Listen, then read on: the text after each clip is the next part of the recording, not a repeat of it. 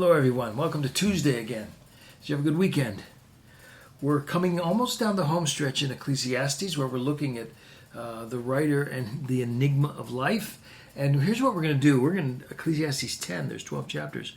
I'm going to pull out some words of sort of just words of wisdom that for 5 minutes, I don't know how far I'll get. This may take me the rest of the week. Just little tidbits of scripture to hang your hat on. Not from me, but from Solomon, that I think will apply. So let's get right to it. I think you'll find them helpful. Chapter 10, verse 1. This isn't one of them, but it's just you'll smile at this. Dead flies make a perfume's oil ferment and stink. So if you or your wife have Chanel number 5, and you took a dead fly and you stuck it in the perfume, sooner or later she's going to spray it and it's going to smell. So a little foolishness outweighs wisdom and honor.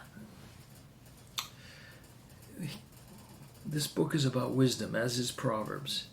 And what he's saying is you can be a wise person, you can be an honorable person, but as soon as that dead fly of foolishness comes into your character, into your decision making, it's going to affect your whole life.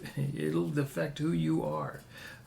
It's, in a sense, foolishness is the internal character quality that's similar to picture someone who is absolutely wonderfully good looking, and then they smile at you and all of their teeth are missing or rotten or whatever. In a sense, that's foolishness. On the surface, you might look like a put-together person, wise. But as soon as folly, foolishness, enter into your decision-making, into your priorities, into your life, all of that honor that was there on the surface, it's going to dissipate. So with that in mind, he then throws out some little words of wisdom. Here they are. The first one I'm going to say is verse 8. I'm going to call it look before you leap. Verse 8 says, the one who digs a pit may fall into it.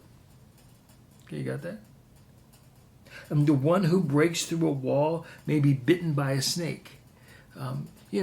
Call the utility department before you dig that hole, because there might be wires underneath.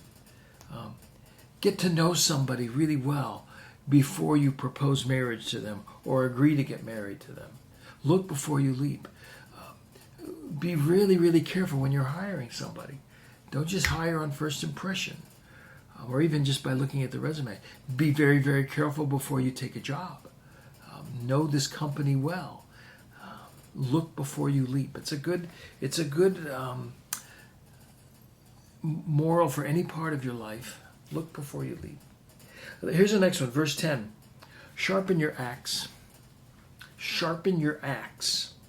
If the axe is dull and one does not sharpen its edge, then one must exert more strength. That makes sense, doesn't it? Sharpen your axe. I used to mow grass when I was a kid.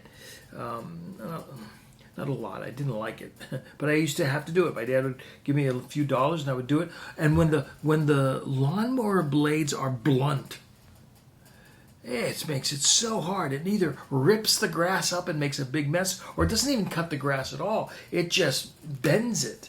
And so you got to sharpen those blades. It's the same way with us. If your heart is not sharp, if your brain is not keen, if your axe is not sharp, if you're not at the top of your game spiritually, morally, intellectually, your task of life, whatever it is, parenting, working, praying, all of that, will be so much harder. Sharpen your axe.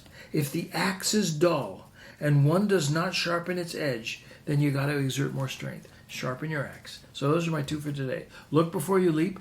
Sharpen your axe. We'll do more of these on Thursday. See you.